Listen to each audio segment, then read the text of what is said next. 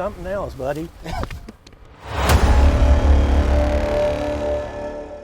I'm Erin Throckmorton. Welcome to this week's show.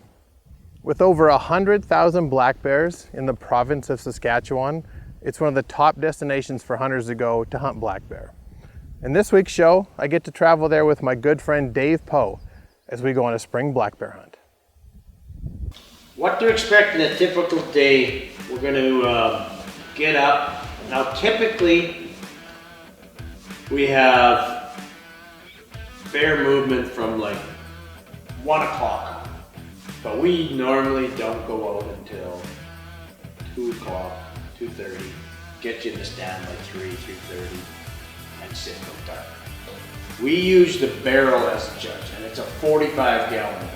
So that 45 gallon drum, when it's sitting there on the ground, and the ground is level, right? That second ring on the barrel, when a bear walks out and his back is about at that second barrel rung, that's an average bear, on all fours. When he starts getting above that, he's going up. You get to about that far below, that's, you know, a solid 6 foot bear, something.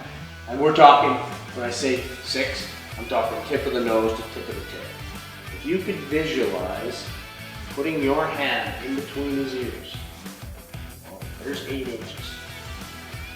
You put your hand, visualize, and you don't touch his ears, big bear. Or if it's got that crease in the middle of its head, definitely big bear. Definitely. And girth in the front end, they walk like this. They don't run in, they walk, and everything scatters. Watch for other bears, right? Because you'll hear a sow.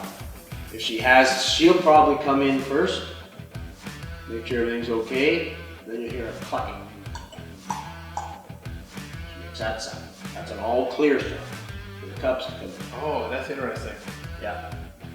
But lots of times they're doing that anyway, right? You need to give her some time to find out if she's got cubs. Okay. Yes. And how long would that time period be? 5 minutes, 10 minutes? Within 10 minutes. Okay. Because they're normally not very far. At this time, it's rut right now. Just starting the prime rut. So you don't know what's coming. Okay, so I'm not worried about boars. I'd like to, first bear hunt, I'd like to get a nice bear. So I can shoot either as long as it's not a sow with cubs of the year.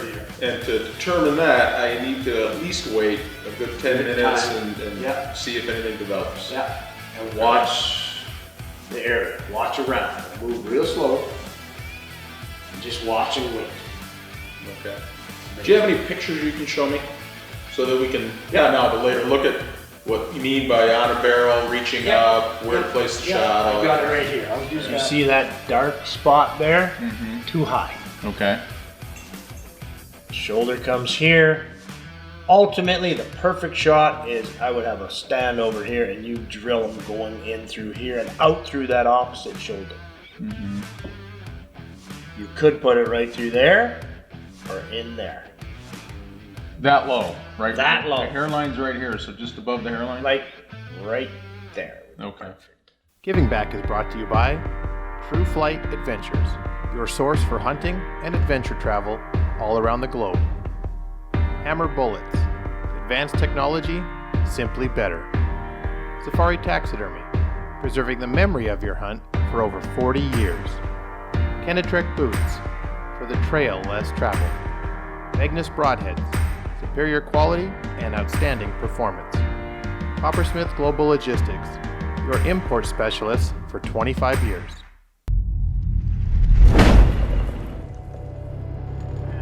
After Dan went over everything with us on what to expect while in the stands, you know, what to look for, how to properly judge a good bear, we headed to an area for the first hit of the hunt. That night, Dave was the hunter and I was behind the camera.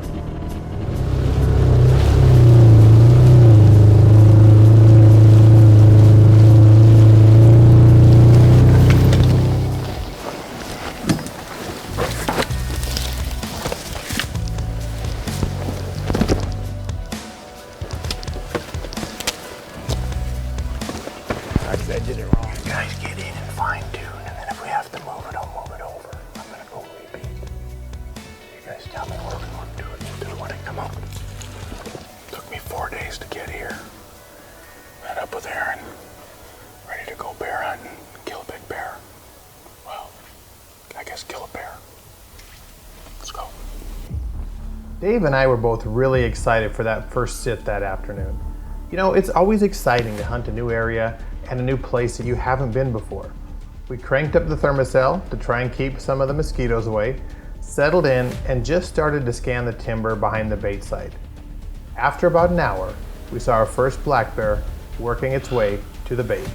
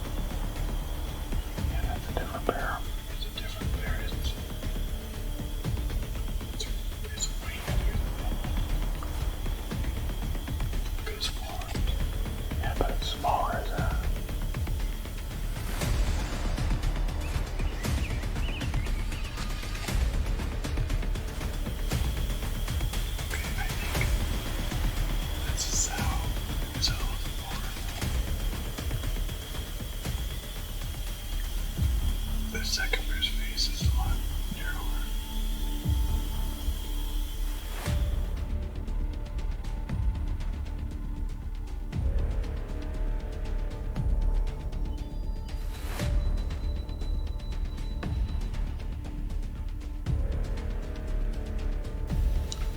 Pretty cool.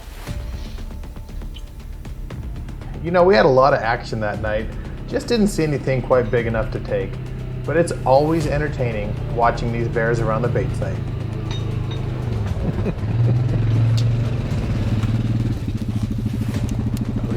You good? I think we saw between 5 and 8 bear. It was a little like fish swimming in the barrel, huh? No, I don't.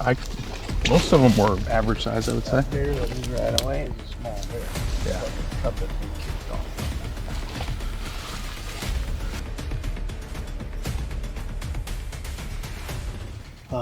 I get to hunt tonight, so you saw earlier, you know, we had 8 different bears come in last night. It was crazy, but just nothing that Dave wanted to take, so he elected to wait and, you know, go back tonight. So you saw us take him into that other stand. I'm at a different bait tonight as well. We actually kicked a bear off this bait. He was running away as we came in. It looked like a good bear, you know, a 6-foot bear. So Dan feels really confident about both of our sits tonight, where Dave's at and where I'm at. So it's early, it's probably about 3 o'clock, and we sit till about 9:30 or 10, somewhere in there, depending on when the shooting light is. So we got kind of a long sit in front of us, but we're hoping there's some bears in. There's a bunch of sign here. There's been a lot of activity at this bait site, so we're just gonna get comfortable and see what happens.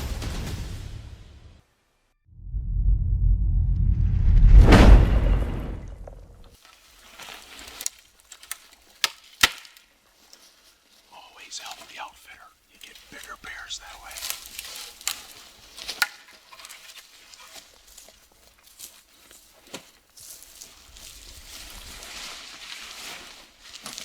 Before I went into my stand that afternoon, we went in and helped Dave set up his ground blind. Dan had been seeing a good bear in this area, and we were hoping Dave would get an opportunity at him that evening.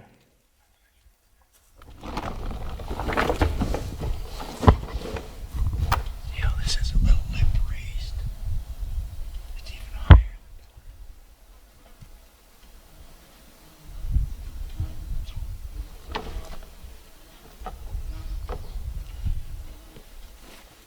As Dave was getting all settled into the ground blind, Dan went over and reset the barrel and started rebaiting the area, and then we headed over to my blind.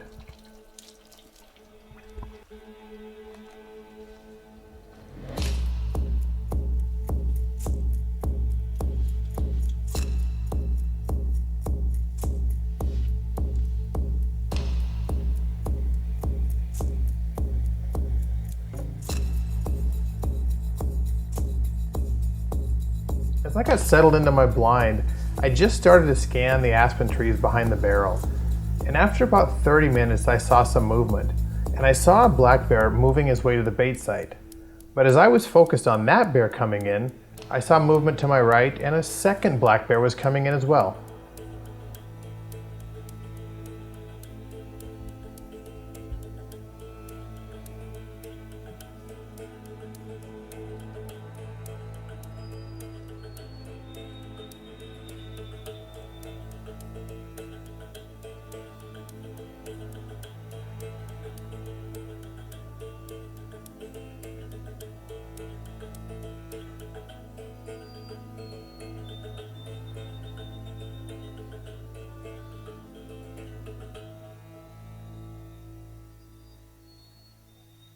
You know, that smaller bear moved off, but that larger bear stayed in. And I was really looking that bear over at the barrel, trying to make a decision on whether to shoot or not. It's really tough to judge these bears. But before I could even make that decision on whether to shoot, that bear decided to walk right towards my blind.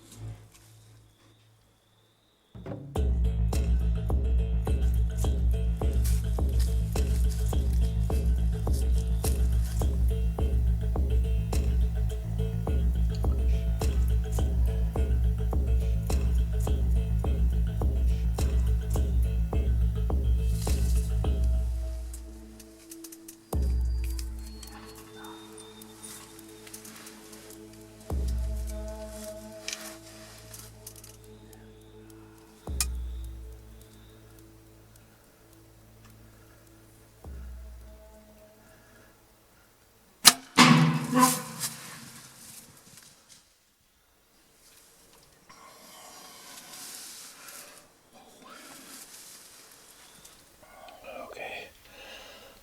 Wow, it never gets old.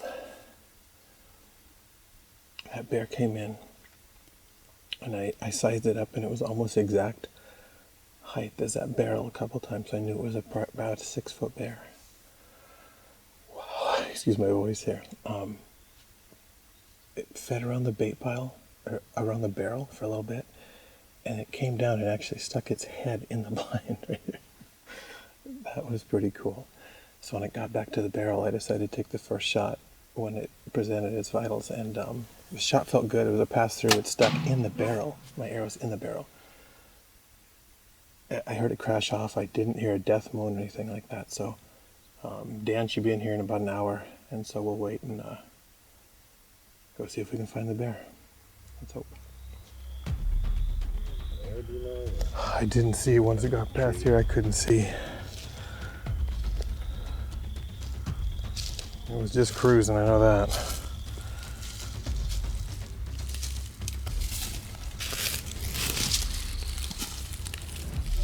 Go that way? All right. You hear that?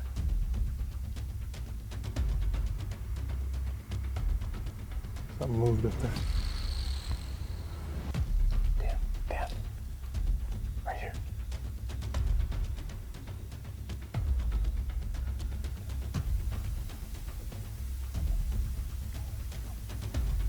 Yeah, I see. Well, we tracked that bear for about 300 yards. We had good blood, but man, he kept moving. We did get down some thick aspen trees and hurt him, and we actually saw him laying there. So we're gonna back out, not push him, and we just got a text from Dave that he got one down. So we'll go check his bear out, and then we'll come back and check mine later.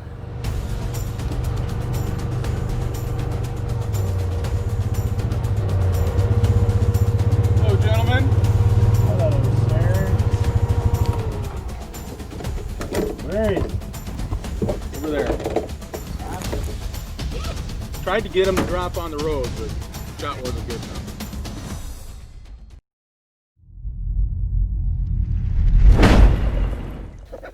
So I had the blind, sitting in the blind in there, which I've taken down, and I was listening to my show with the headphones in, and all of a sudden I heard noise over the show I was listening to, and I thought, geez, that's awful loud.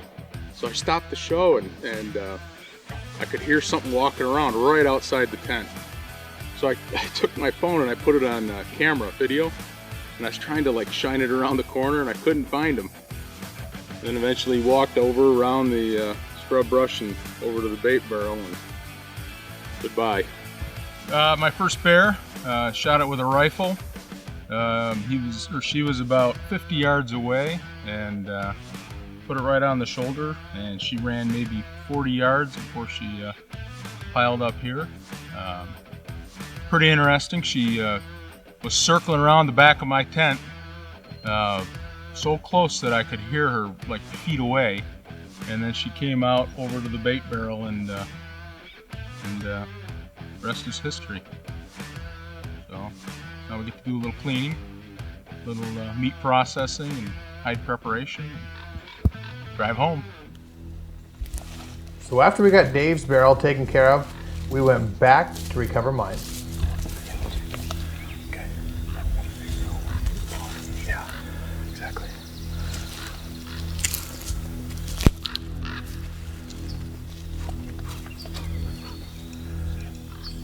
We got him. We think he's dead. So the bear hasn't moved yet. It's been 2 hours, but I grabbed the rifle just in case.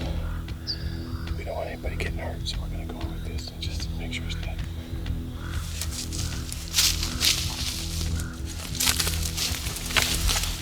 Put a little rifle in.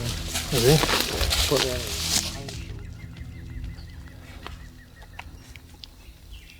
Let's see him. Quiet.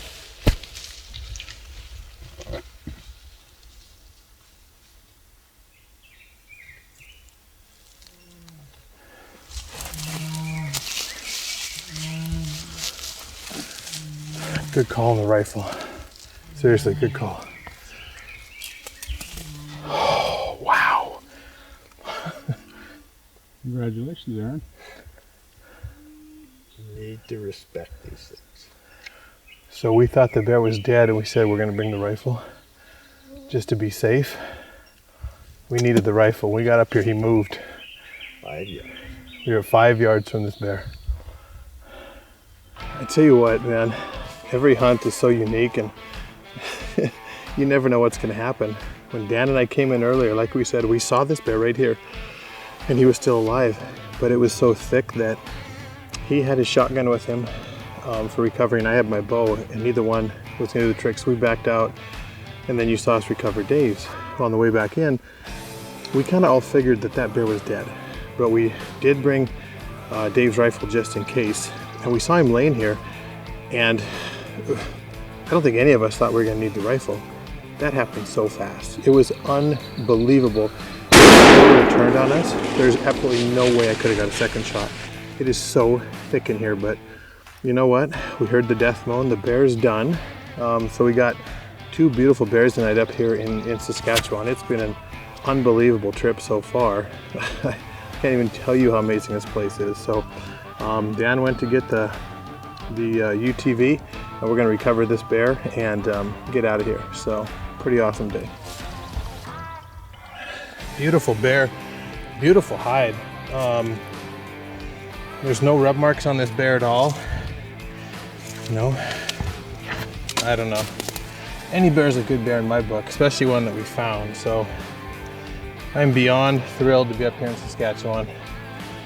New friends for life, new outfitters for life, and that's what it's all about, man. You know, what a great week we had up in Saskatchewan. Being with Dave and seeing him take his first bear, that was very, very cool for me. And you can see that even though I didn't make quite the perfect shot on my bear, we were lucky enough to find him and harvest that one as well. If you guys are looking for a spring bear hunt or even a fall bear hunt and you haven't done it, get a hold of me at the email or the number below and I can help you go on your first or your next black bear hunt.